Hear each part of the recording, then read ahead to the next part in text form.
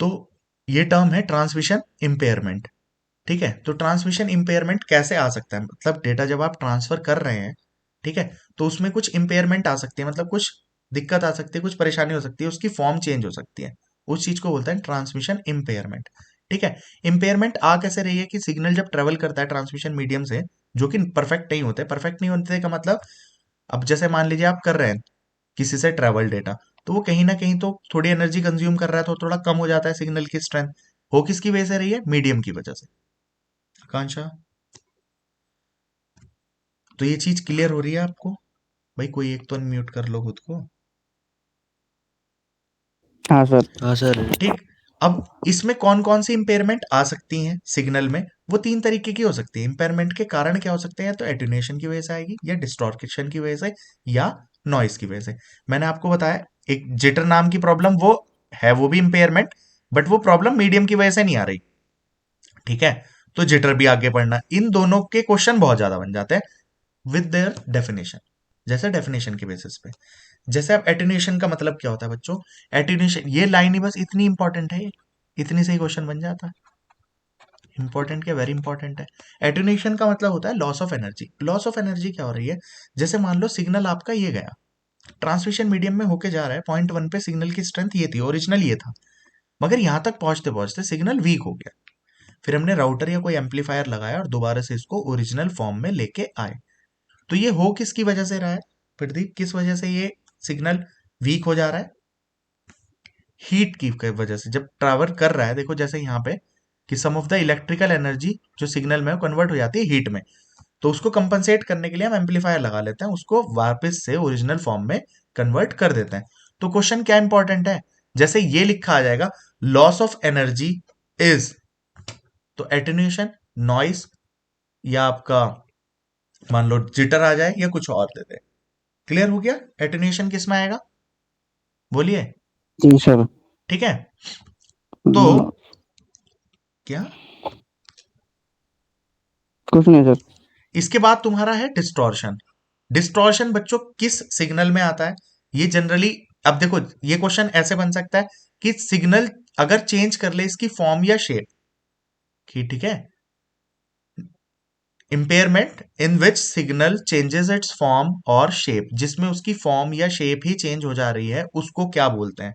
तो उसमें पहले वाले किसकी प्रॉब्लम थी, एटेन्यूएशन में क्या प्रॉब्लम है, जब सिग्नल क्या कर रहा है, लॉस ऑफ एनर्जी हो रही है, उसकी एनर्जी लॉस हो रही है, that is what, attenuation. Distortion का मतलब क्या होता है, सिग्नल की फॉर्म चेंज हो रही है, यानी शेप चेंज हो रही है। अब ये होता किसमें है बच्चों, ये सिर्फ कंपोजिट सिग्नल में होता है। कंपोजिट सिग्नल क्या होता है, और सिंपल सिग्नल क्या होता है? सिंपल सिंगल का मतलब होगा जो केवल एक से मिलके बना है, जैसे ये केवल एक सिग्नल होता तो ये है क्या है, सिंगल। कंपोजिट क्या है, अब जो ये फाइनल वाला था ना, ये इन तीन से मिलके बना हुआ है, तो तीनों के अलग अलग फेजेस हैं, अलग अलग फॉर्म है, वेव फॉर्म आपको दिख रही होगी। ठीक, इन तीनों को मिला के ये सिग्नल बना, तो फाइनल सिग्नल ऐसा सा दिख रहा है। ठीक है, आकांक्षा, राशि, हाँ जी। कंपोजिट सिग्नल का मतलब क्या होता है, जो सिग्नल एक से ज्यादा सिग्नल से मिलके बना है। अब इस सिग्नल की वेवलेंथ अलग है, वेवलेंथ अलग है तो इसकी स्पीड अलग होगी, इसकी अलग है, इसकी अलग है, इन तीनों को मिक्स करके आपने ये सिग्नल बना दिया।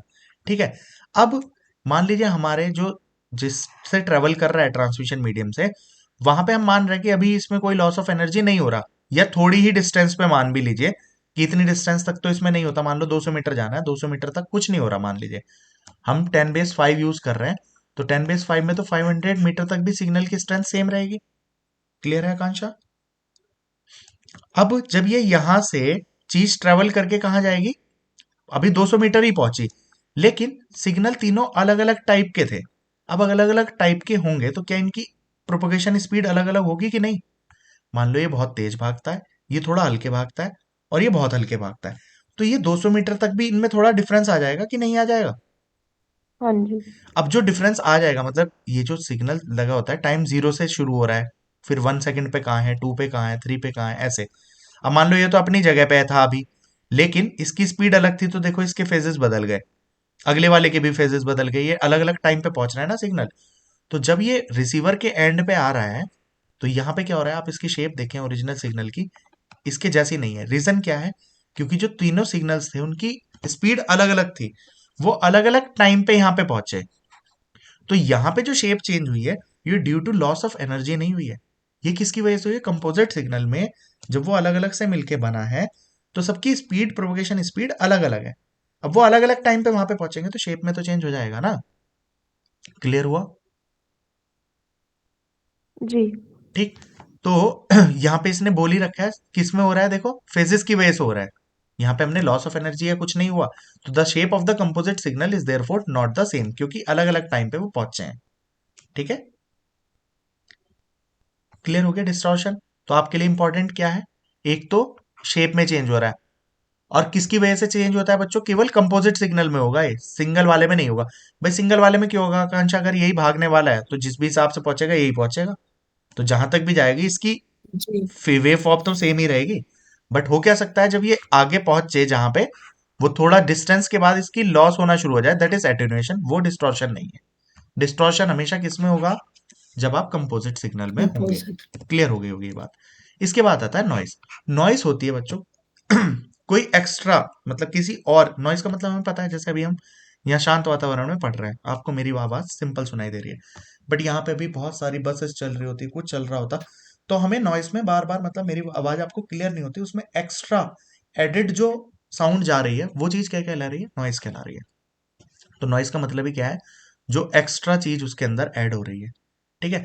तो नॉइस बच्चों वैसे चार तरीके की हो सकती है। ठीक है। जैसे क्रॉस टॉक को आप पढ़ते हैं, ये पढ़ेंगे आप कि क्रॉस टॉक किसके अंदर आ रही है? ट्विस्टेड पेयर इसीलिए करनी पड़ती है जिससे क्रॉस टॉक ना आए। ठीक। खैर ये अलग की बात है। चार तरीके की हो सकती है: thermal noise, induced noise, cross talk और इम्पल्स नॉइज। बच्चों इनके ऊपर क्वेश्चन ऐसा बनेगा नहीं। ठीक है।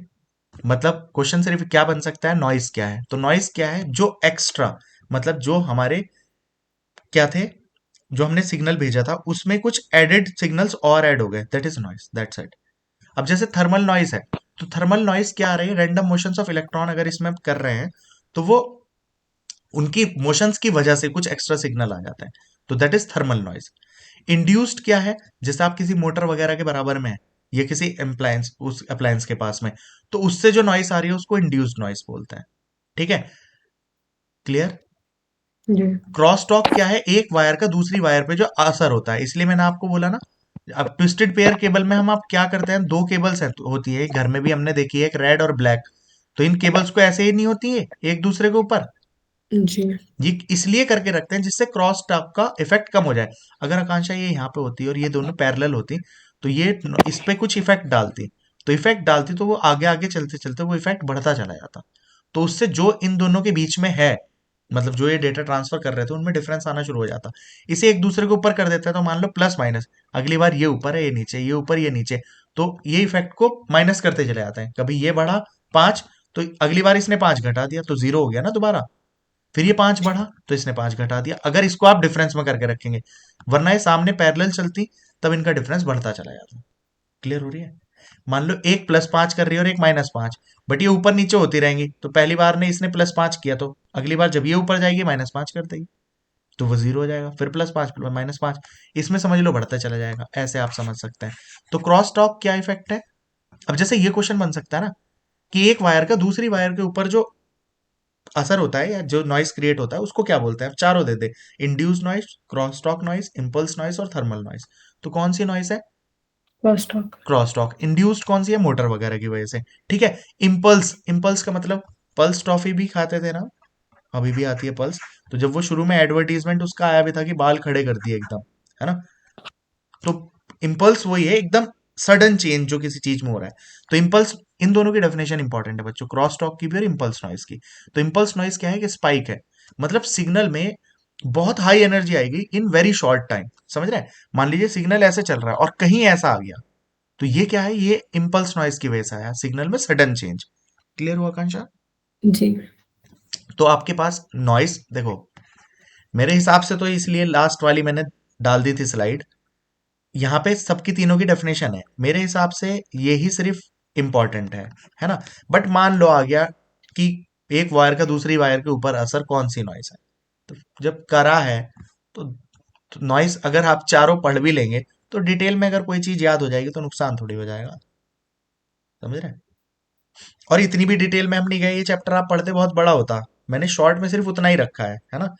मतलब फिजिकल लेयर का बहुत मोटी है, कम से कम 7-8 चैप्टर हैं, बट उस चैप्टर्स में से बहुत सिलेक्टेड पोर्शन कर रहा है।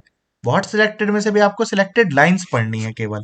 ठीक, क्वेश्चन उसी से बन जाएगा 99%। ठीक है, और आप किसी चीज को और बढ़ाना चाहते हैं भाई, तो वो आपकी अपनी स्ट्रेंथ के ऊपर है। अगर आप कर सकते हैं तो इस चीज को भी कर लेना, अदरवाइज इतना ही बहुत है बस। एटेन्यूएशन क्या है? Loss of signal due to resistance of the medium. तो यहीं पे आ जाता है the loss of signals energy due to resistance of the medium. नीचे 4 ऑप्शन लिखे हुए होंगे, तो क्या आंसर होगा? एटेन्यूएशन। attenuation, ठीक है। डिस्टॉर्शन में क्या है? डिफरेंट प्रोपोगेशन स्पीड की वजह से सिग्नल की शेप चेंज हो रही है, तो चेंज इन शेप, ऐसे बनता है question. Due to different propagation speed is, तो वो क्या कहलाता है? डिस्टॉर्शन। distortion, नॉइस क्या है? एक्सटर्नल एनर्जी जो सिग्नल को करप्ट कर देती है। कितने तरीके की हो सकती है नॉइस? इंड्यूस्ड हो 3, सकती है, जो मोटर वगैरह की वजह से आ रही है। इम्पल्स है, जो सडन चेंज है। इम्पल्स जो सडन चेंज आ रहा है। ठीक है, और इसके अलावा हमने कौन सी बोली थी? crosstalk क्रॉस टॉक, ये एक और वायर का thermal, दूसरी वायर के ऊपर जो आता है। ठीक है, तो ये 3 इंपॉर्टेंट हो गई। और एक आपकी कौन सी हो जाएगी? thermal, थर्मल नॉइज, है ना। यहां तक ये बात क्लियर है? जी, तो हमारे पास नॉइज सारी हो गई।